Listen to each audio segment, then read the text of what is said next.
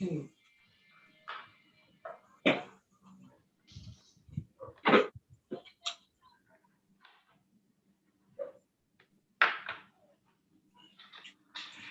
is Respi, and this is the Respi Show. Today is May Free Monday. It's the afternoon, and I am joined by Audrey. Audrey, what is your problem? Yes po, yun nga po. Bali yung mamaya po is second meeting na po for DOLE and with the HR. Nung Friday po, that was the first meeting po. Sabi po ni Sena, Wait. Establish mo muna. Bakit ka may kaso sa DOLE? Okay, nag-file po ako ng case doon sa company ko. The reason for that is I was terminated during pandemic. Then the second case po, until now po, it's been more than 45 days and hindi pa nire-release yung final pay ko. And then the third case po is one of their supervisors was verbally abused during that time na nandoon po ako sa company. Alright. Kailan ka na-terminate ulit? Actually, hindi po nila binigay exact date if it was January 13 or January 15. But I had a hearing January 15 and if I'm not mistaken, 20-something of January sa HR before they terminated me. Ano daw yung basis ng termination nila? Okay, I understand po sir, all the companies, BPO, kapag kunwari absent ka or may health issue, you have to provide the med cert. And nung wala pa pong pandemic, I was able to provide the med cert kasi nga po, talagang pumupunta po ako sa hospital. But then since living on my own lang po ako, mag-isa lang ako, so I have to take care of myself po talaga. So worried po ako na pumunta ako sa hospital, especially po dito sa Taguig dahil some of the hospitals nga po dito is medyo, yung sa virus nga po is medyo kalat na. So I already informed my supervisors and them na hindi ako makapunta ng hospital ng mga time na kailangan ko mag-provide sa kanila ng med-cert. And I fully explained to them everything. Then the last time po... Okay. Sorry to interrupt. I will always be interrupting you. Doon sa letter, meron ba silang sinend sa'yo na letter before the hearing ninyo? Actually po, sir, parang CCMS lang. Yung parang sa computer lang po yun parang notice to explain. There you go. Notice to explain. Notice to explain. And then dun sa notice to explain, meron ba silang linagay na basis or what should you explain? In-explain ko po, pina-explain nila sa akin na bakit ako nag-absent or bakit ako absent ng mga those days na yon, tapos bakit wala akong med-cert na pin-provide. So I totally detailed po. Even po dun sa email, sinabi ko po sa kanila, sabi ko din po sa kanila na I only have some few dates here, yung reason, and I only have some few dates here na natatandaan ko din kung kailan ako nag-absent. Then the last time po na nakapag-absent ako... All right. Let's cut it to the hearing. What happened during the hearing? Ayun nga po, sinabi po nila, okay, you have to provide the med cert. Sabi ko, wala nga Sabi nila, okay, so etong mga dates na to, eto yung mga dates na wala kang med cert. Tapos pinakuha pa po nila ako ng, I don't know what you call it, sa barangay nung during the Undoy. Kasi isa din po yun yung reason kung bakit po ako nakapag-absent. So, kumuha po ako. Opo, kasi di ba, I'm sorry, not Undoy, ano nga yun? That was 10 years ago. That was long time ago. Yung huling malakas na bagyo po, anong tawag yung bagyong yon? Alright, sige, go ahead. Yun na po yun. Sorry, hindi ko na ma-recall. It's alright. Tapos po, yun nga po, sabi ko, ito lang yung mga things na pwede ko ma-provide. Tapos may mga screenshots din doon sa mga dates na hindi ako nakapasok. So, okay, naman, okay. Let's go to the termination letter. What did they say there? Yun nga po, sinabi nila mag-provide ka and we'll see from there. So, ang na-provide ko lang po kung ano yung meron akong details which is yung mga screenshots, yung mga ganyan, tapos kung bakit din minsan hindi ako nakakapasok. Hindi lang po totally because of the health issue. May mga issue din po tungkol sa computer namin. So, yun po, yun yung mga pinrovide computer ninyo sa bahay? And provided po yun ng company, sir. Were you working from home then? Yes po. Okay. Alright, tapos, so doon sa letter of termination nila, meron ba silang sinight under labor code, article I think 262, just causes to terminate you? If I'm not mistaken, sir, parang wala po akong nakita yung parang may mga code, parang kasi hindi po sila nagsisend totally yung emails, ganyan, kasi parang through CCMS lahat eh, dahil nga po pandemic, ganyan. So, wala pong parang wala kami talagang siguro na parang may copy sila, may copy kami. Parang always rely po sa CCMS. Pero tinerminate ka in the end. Yes That's po, right. after the second hearing po. After Tapos, second hearing. yes po, and then yung isa nga rin po ng reason nun, yun nga po, nireklamo ko yung one of the supervisor. Tapos sabi niya, sige, we Bakit will mo siya give rineklamo? Yun nga po, kasi each time po may coaching kami, ganyan, kasi one-on-one coaching po sa call center, yung ganyan. I was po talaga, verbally abused, yung Wow. supposedly hindi dapat sinasabi yun ng mga TL sa ahente nila kahit anong mali Like mo or what? something. Po? Like what?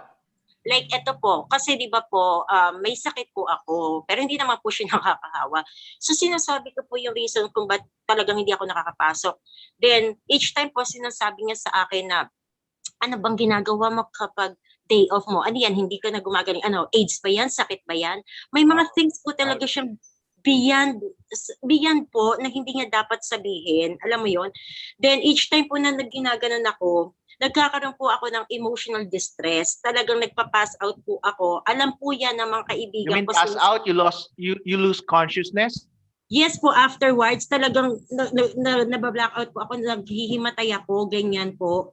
Kasi pag sobrang emotional distress po ako. Then sinabi ko po yun sa HR during that time I was in DOLE po nung Friday. Then sabi po ng HR sa akin during na may meeting ako sa kanila noon before they terminated me na, okay, we will give him, anong tawag dyan, yung uh, disciplinary action. So sabi ko, how would I know? Tinerminate nyo na ako, how would I know na disciplinary action nga yung kino-concern kong yan. Kasi ako, sir, hindi naman po ako after na yung talagang pera-pera, no. Kung gusto kong pera-perahan sila, dapat noon pa. Pero hindi, sa pinalipas ko yun, sabi ko siguro magbabago tong mga to, ganyan. Pero hindi po eh. So parang napresa tuloy ako, lalo pag ganyan. Okay. All right. So, sorry to interrupt you again. So, you went to the DOLE and then you sued the company for unlawfully terminating you. And then, did you include that supervisor there? Not yet po kasi ito po yung nangyari, sir, na Friday. Parang nag-focus po si Dole. Actually, Sena po yun eh. Si Sena. Dole or si Sena and then sa HR, yun muna kasi gusto nila bayaran ako. So ganito po ang sinabi ko. Sabi ko, I will not say yes because I wanted to. I will not say no because I don't want to. Tinanong niyo ako kung magkano gusto ko. Parang in short, gusto niyo akong bayaran, ganyan. Sabi ko, sige, if ever, bigyan niyo ako at least 2 options. Ano yung sinasabi niyo? Kasi if you're asking me kung magkano yung gusto ko for that damage, if I say or if I drop down the price, tapos sasabihin niyo, depende pa sa management. So parang ang nangyari, kayo pa rin ang nasunod. So sabi ko po dun kay Sena, sir, pwede po ba give me a bit of time? Kasi All right. kailangan ko How muna much money were you expecting to receive? For this one po, sir, 500 po. Kasi hindi lang naman po ito yung 500. So, pera. how much was your salary then? Nasa 19.5 po. 19.5. So, how much were they offering? Wala po, hindi nila ako binibigyan. Sinabi ko sa kanila, hindi lang kasi ito pera for all the causes na ginawa nyo, yung mga pain, yung distress ko even until now. Nagkakasakit po ako because of that. Sa sobrang stress pag-iisip ko until now. Hindi po sila nagda-drop ng price. Yun nga po yung gusto Do kong you think malaman. they will drop a price very soon or during the next hearing? Actually, yun nga po yung hearing mamaya. Yun po yun, mamaya. Kasi sabi nila, if I don't drop the price or kunwari nag-drop ako ng price pero hindi nila inano yung price na yon, we will proceed na po dun daw dun sa korte. Court na. Yes Okay. po. Is it okay with you to proceed to the court already? Sa akin po, sir, yes. But the problem, yun nga po, sir, kasi since first time ko po to, so I really need po an assistance in regards everything for this one. All right. This is my advice. Are you ready? Are you ready to hear it? Yes po. Okay, Audrey, this is what I think about that. Unlawful termination. Let us start. When you were terminated, you could only be terminated on these grounds. Serious misconduct, did you commit that? I don't think so. Willful disobedience? No. Gross and habitual neglect of duty? All right, let's give that. Fraud? No, there's no evidence for fraud. Willful breach? No. Commission of crime? No. Analogous causes? All right. So I think their basis was habitual neglect of duty because you were absent a number of times. But you had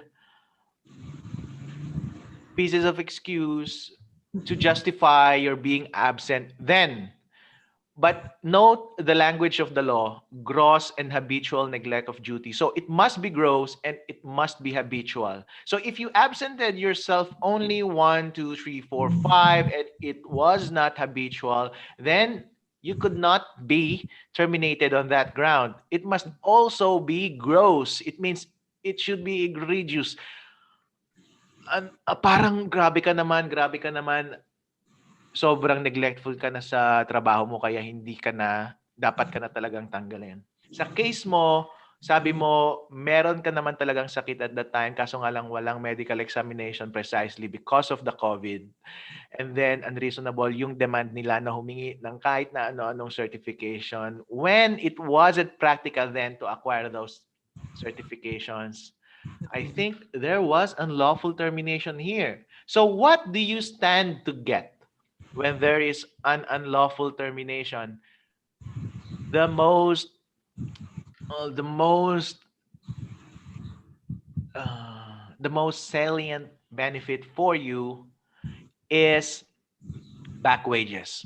If you were terminated illegally, you will be awarded back wages. That means from the moment na na-terminate ka last January up to the time na mag-final yung case, that means kapag mag-decide na yung arbiter 1 year from now or mag-decide yung Court of Appeals or your Supreme Court 1 year from now, and then the case gets final, the case become final, you will earn back wages from the moment you were terminated until the case becomes final. That means a lot of money. So if you were earning around 20,000 pesos, then, so, and say the case runs for 12 months, so 20,000 pesos times 12 months, you get 240,000 pesos.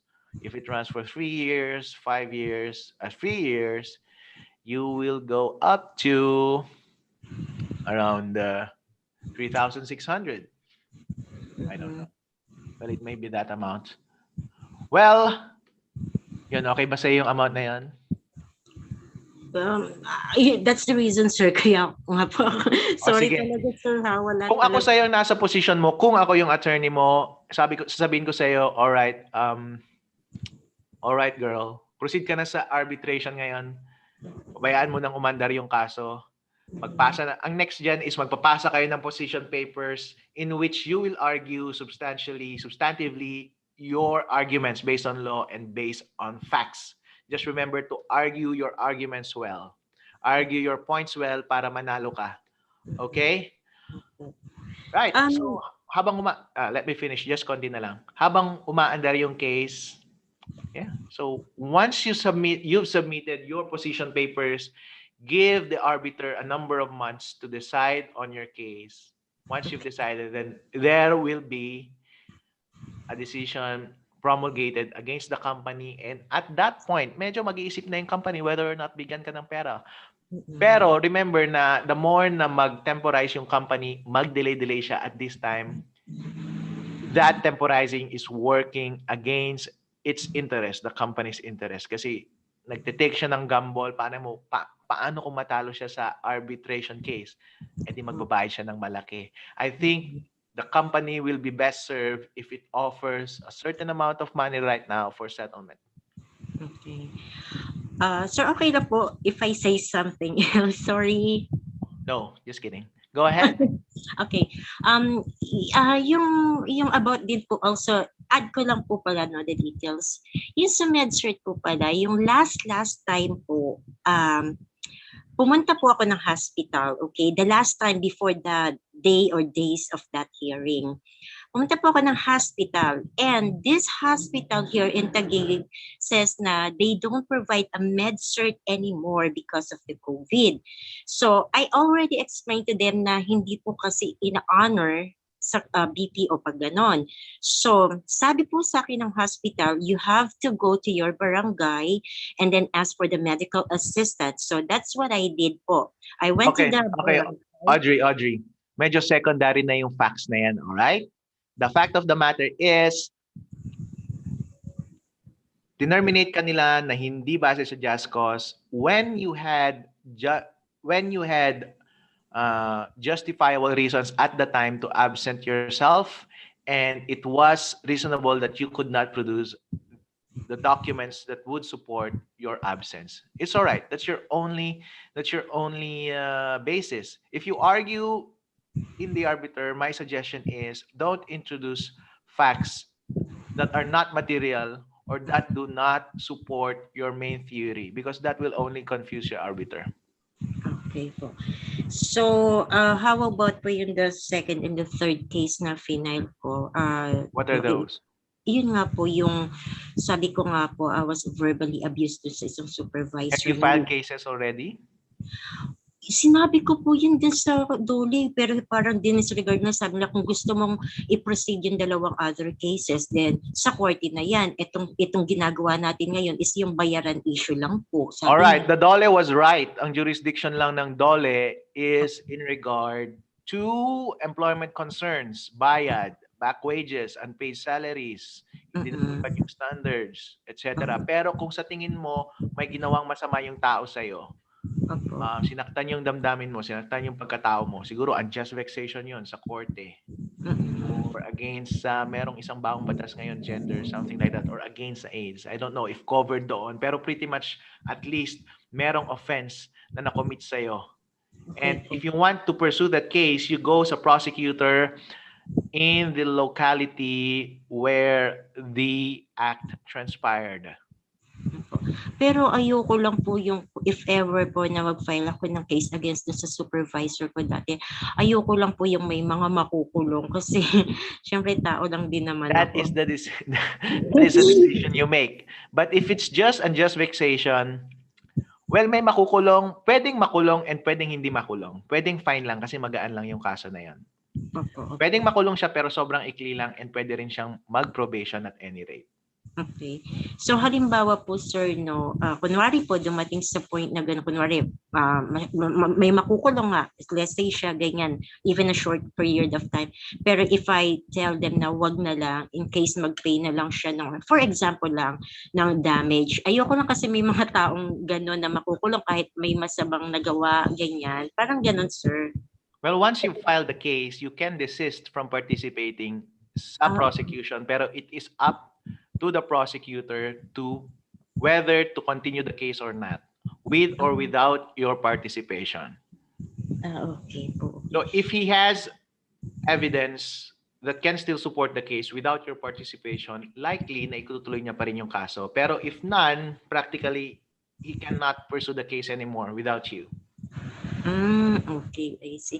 So may mga some evidences po ako kasi matik po kasi may naka-ano po siya record sa phone ko, ganyan. It's all right. Audrey, can we cut this interview now because I have at least 2 people waiting in the waiting room. Or okay. Unless you have more important questions. Yeah, last na lang po, One last sir. thing. All right, give me. Sorry po. Di ba po mamaya sabi niyo to proceed na lang po para sa korte, di ba ganyan? Or do I have to ask them muna na how much yung sinasabi nila, or ako yung magbitaw ng price? Ano po ba? Yung match decision po, sir. Nasa negotiation skills na yan. Pwedeng ikaw ang magbitaw, pwedeng sila ang magbitaw.